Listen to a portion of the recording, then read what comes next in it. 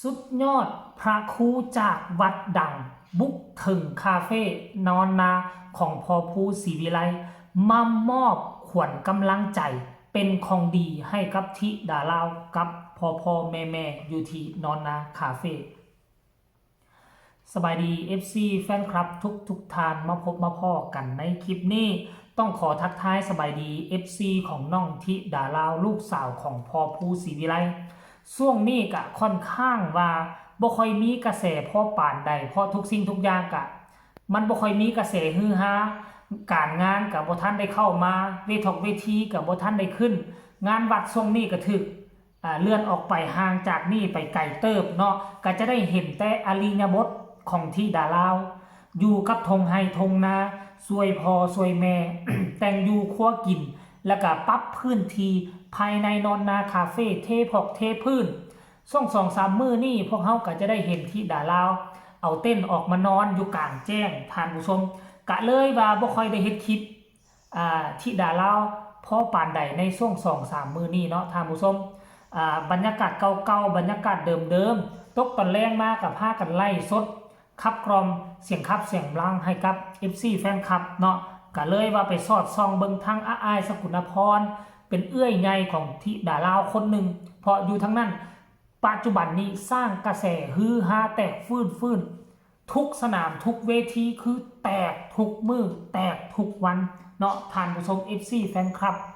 แต่ว่ามือวานนี้คิดว่าสิบ่มีเรื่องราวอีหยังดีๆมานำเสนอ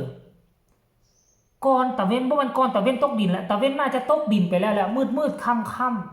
ำมีทั้งครูบามีทั้งพระอาจารย์วัดดังซึ่งเป็นวัดที่พอภูศรีวิไลเคารพนับถือบูชาไปกราบไปไหว้ตั้งแต่รุ่นพ่อมาถึงรุ่นลูกก็คือธิดาลาว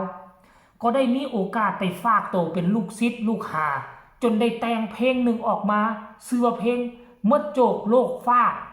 ซึ่งเป็นเพลงประจำวัดระฆังญี่ปุ่นแมนบอทานผู้ชม FC แฟนคลับอยู่บ่อยู่มือวานนี่ทั้งพระอาจารย์3 องค์เนาะน่าจะ3 องค์พากันเดินทางเข้ามาในนอนนาคาเฟ่โอ้ทีมงานของบ้านศรีวิไลก็เป็น6-7 คนพุ่นเลยเกือบหมดสุคนมานั่งกราบนั่งไหว้บ่คิดบ่ฝันว่าเพิ่นจะมาให้กำลังใจจนฮอดบ้านฮอดเฮือนฮอดซองนี่แหละเพิ่นว่าคนเฮาคันว่าได้ฮักกันแล้วคนเฮาคันว่าเป็นตาฮักเป็นตาแพงมีกระแสชื่อเสียงโด่งดังบ่ว่าพระสงฆ์องค์ข้าเจ้าเขาก็ยังตามมาฮอดเฮือนฮอดซานแล้วภาษาอีหยังอนาคตภายภาคหน้าบ่แน่เด้ท่านผู้ชมจะเป็นคือเอื้อยอุ๋งอิงก็เป็นไปได้นอนอยู่เฮือนอยู่ซานก็มีคนหาบเครื่องหาบของหาบมาลงมาไล่เอาไปให้ฮอดเฮือนฮอดซานตอนนี้ที่ดาราก็ต้องฝึกฝนล่อหลอมสำเนียงเสียงห้องให้มวลไพเราะสนอหูเอาไว้อนาคตบ่มีไผฮู้อาจจะโด่งจะดังเปี้ยงปั้งแบบนั่นก็เป็นไปได้แล้วที่ดาราได้อีหยังฮู้บ่อยากให้ทุกคนไปส้มกับตาครูบาอาจารย์เพิ่นมาหาเพิ่นมอบให้ครบหมดทุกคนพิเศษคือพอภูหูได้พระมาห้อยคอน้องที่ดารากับพิเศษเนาะก้มกราบรับเอาของดีจากพระอาจารย์วัดระฆังญี่ปุ่นรายละเอียดจะเป็นแนวใดให้ทุกคนไปส้มคลิปนี้ก็แล้วกันขออนุญาตเจ้าของคลิปนั่นก็คือพอภูศรีวิไลเอามาให้ FC แฟนคลับได้เห็นจักนาที2 นาทีสากลแล้วจังมาพ่อกันในระยะต่อไปส้มพร้อมๆกันเลยศรีวิไลเขาเลยครับใส่ไว้ก่อนเนอะจะได้เองพระครูพระครูประเชิญตำแหน่งไม่เพิ่นตำแหน่งอย่างก็ครับพระครูครับตำแหน่งดีแล้วรองเจ้าวัดเอื่นรองเจ้าวัดวัดระฆังญี่ปุ่นผู้ช่วยเจ้าวัดวัดระฆังคำมือนะบ่ออกนะครับบุรุษเยอะบุตรได้บ่มีหน่อยหรอกหน่อยมีเรื่องมาแล้วไม่นานก็จะได้เป็นเจ้าสำนักกันดีความเมตตาของครูบาอาจารย์ครับอยู่ไกลปานใดเพิ่นก็เข้ามาหาไกลปานใดก็เข้ามาให้ความเมตตาลูกศิษย์ลูกหาไอ้มังกรเขาจับไปใกล้ๆลูกมาใกล้ๆเขาจะไปใกล้ๆลงลูกบ่ถึงบ่ได้เลยอีกครับเจ้าพ่อจริงๆครับที่กำลัง ตุสุติภูริสุติภูริ พี่คิวเข้ามาพี่คิวเข้ามาแล้ว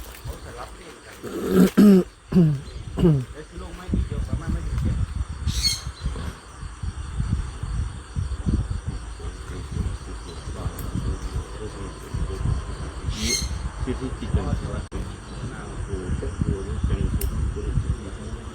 ปเจ้า ภูริ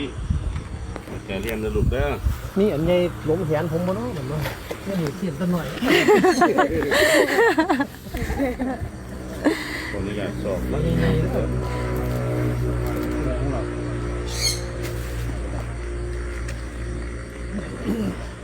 โอ้คนงามเด้อ คนนี้เดี๋ยวกล้องนี้ดูกัน อันนี้เงินอันนี้ทองแล้วเนาะ เนี่ยไม่ถึงมีเงิน นี่ทอง ก็ผู้มีทองมีทองนี้ต้องกัน ได้ได้บ่เนาะคือหน่อย ต้อง ได้ เก็บ แล้วบ่ บ้าน หุ่มบ่เนาะ อาเซียนหน่อย สีดหน่อยคักๆเอานั่น เช็ด ลูกก็เชียร์อย่างเดียวเด้อ เอาเนาะใจดีแขนใหญ่ขึ้นว่าเนาะ ฝากให้มีได้ไหมฝากให้สองศิลปินที่ไม่ได้อยู่ เห็นบ่ทุกคน FC แฟนคลับเนาะบ่คิดบ่ฝันอยู่ซื่อๆกะคันสิว่าแล้ว บุญล้นทับโชคลาภมาหาครูบาอาจารย์มืดๆค่ำๆเพิ่นก็ยังคิดฮอดเพิ่นก็ยังคิดถึงเขาเอิ้นว่าสร้างเหยียบนาพญาเหยียบเมืองอยากจะมาเหยียบผืนแผ่นดิน ที่พ่อผู้กับลูกสาวพากันสร้างด้วยมือของตนเองเนาะเพิ่นเป็นพระสงฆ์องค์ข้าเจ้าเพิ่นมาเยี่ยมมายามเพิ่นมาเยียบก็ซ้ำเพิ่นเอาบุญบารมีมาฝากมาต้อนครอบครัวศรีวิไลนั่นเองเนาะท่านผู้ชมอันนี้คือเรื่องราวที่มันเกิดขึ้นหลายคนก็ว่ามหัศจรรย์ใจ โดยเฉพาะคือพ่อผู้กับครอบครัวศรีวิไลว่ามหัศจรรย์ใจบ่คิดบ่ฝันว่าเพิ่นจะเดินทางมาแบบว่าที่คันสิว่าก็บ่แม่นที่หรูหราพอปานใดพอเป็นที่สุขหัวนอนของครอบครัวศรีวิไลแต่ว่าพระอาจารย์ก็เห็นน้ำใจของพ่อผู้ย่ำใดก็ยกสูงเอาวัดละครั้งญี่ปุ่นเนาะท่านผู้ชมเนาะเป็นที่ตั้งไปใส่มาใส่ก็ไปกราบไปไหว้แม้กระทั่งแต่งเพลงให้เพราะฉะนั้นพระอาจารย์เพิ่นก็เห็นจุดนี้เพิ่นก็เลยอยากมาเยี่ยมยามถามข่าวอยากมาส่งกำลังแห่งใจให้ครอบครัวศรีวิไลโดยเฉพาะให้น้องที่ดาลาวลูกสาวหัวแก้วหัวแหวนของคนทั้งสองฝากฟังแม่น้ำของนั่นเองบ่ว่าจะอยู่ทางฝั่งไทยฝั่งลาวผู้ใดเห็นคลิปนี้แล้วรู้สึกเป็นจังไดก็ให้ทุกคนคอมเมนต์มาขอแล้วกันเนาะท่านผู้ชม FC แฟนครับฝากทุกคนกดไลค์กดแชร์กดติดตามที่สำคัญอย่ากดข้ามโฆษณามีคำตำหนิติชมคำคิดคำเห็นแลกเปลี่ยนบทเรียนกันได้ทางใต้คอมเมนต์พอกันใหม่ในคลิปหน้าลาท่านผู้ชมไปเพียงซ้ำนี้สบายดี